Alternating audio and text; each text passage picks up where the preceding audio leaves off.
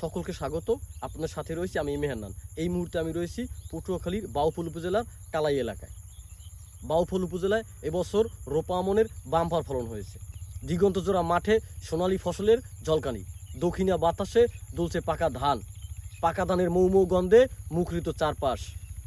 প্রত্যাশার চেয়েও অধিক ফলন হওয়ায় তৃপ্তির হাসি ফুটেছে কৃষকের চোখে মুখে। পরিশ্রমের ফসল ঘরে তুলতে অপেক্ষার প্রহর গুনছেন কৃষকেরা। কৃষি বিভাগের দেওয়া তথ্য মতে এই উপজেলায় এবছর 34,750 হেক্টর জমিতে আমন ধানের আবাদ হয়েছে, যার মধ্যে প্রায় 35টি প্রজাতির আমন ধান রয়েছে। স্থানীয় জাতগুলোর মধ্যে রয়েছে সাদামোটা, কালামোটা, লালমোটা, কুটিয়গ্রানি, কাজলশাইল, শালগিরি, কালোজিরা, চিনিগুড়া, দুধকমল ও স্বাক্ষরখোরা। এর বাহিরেও উচ্চ ফলনশীল জাতের মধ্যে রয়েছে বিরি ও বিয়ার জাতের ধান। গত বছর এই উপজেলায় 80,000 মেট্রিক টন ধান উৎপাদন হয়েছে। এবছর ফলন ভালো হওয়ায় 90 থেকে 95,000 মেট্রিক টন ধান উৎপাদন হবে বলে মনে করছেন স্থানীয় কৃষক ও উপজেলা কৃষি বিভাগ। আমরা এখানকার কৃষকের সাথে কথা বলেছি, আমাদেরকে যেরকমটা জানিয়েছেন যে বিগত বছরগুলোতে এবছরের আমনের উৎপাদন ভালো হয়েছে। মৌসুমের শুরুতে প্রাকৃতিক দুর্যোগ, অতিবৃষ্টি, পানি বন্যার কারণে কিছুটা বিপাকে পড়লেও পরবর্তী সময় কিন্তু আবহাওয়া অনুকূলে থাকে তাদের ফলের উৎপাদন ভালো হয়েছে। একই সাথে কৃষকরা আমাদেরকে জানিয়েছেন যে এবছর আমনের উৎপাদন ভালো হলেও বিগত বছরগুলোর তুলনায় কিন্তু আমন উৎপাদনের ব্যয় কিন্তু বেড়েছে। কীটনাশক, সার, শ্রমিকের ব্যয় তুলনামূলক বেড়েছে।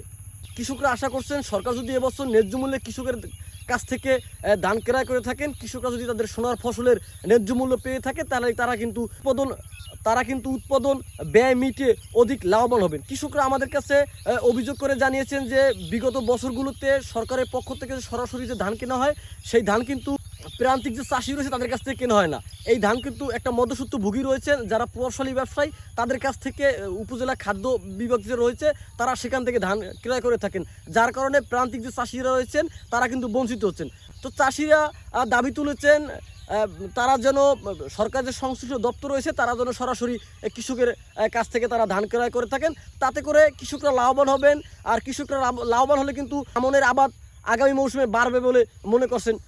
এ বিষয়ে আমরা কথা বলেছি উপজেলা খাদ্য কর্মকর্তা যিনি রয়েছেন কমল চন্দ্র দে, তার সাথে তিনি আমাদেরকে যেরকমটা জানিয়েছেন যে প্রতি বছর সরকারের পক্ষ থেকে যে ধান ক্রয় করা হয়ে থাকে, সেই ধান কিন্তু একটা অ্যাপসের মাধ্যমে ক্রয় করা হয়ে থাকে।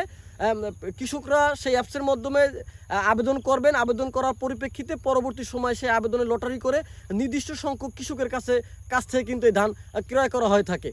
তো উপজেলা খাদ্য কর্মকর্তা যেটা জানিয়েছেন যে প্রান্তিক চাষিরা তথ্য প্রযুক্তির বিষয়ে জ্ঞান না থাকার কারণে কিন্তু তারা অ্যাপসে গিয়ে আবেদন করতে পারে না। এই সুযোগে এক শ্রেণীর প্রভাবশালী যে ব্যবসায়ীরা রয়েছে মধ্যস্বত্বভোগী, তারা কিন্তু অ্যাপসে আবেদন করে তারা কিন্তু কৃষকের কাছ থেকে কম মূল্যে ধান কেনে সেই ধান কিন্তু বেশি মূল্যে সরকারের কাছে বিক্রি করে থাকেন।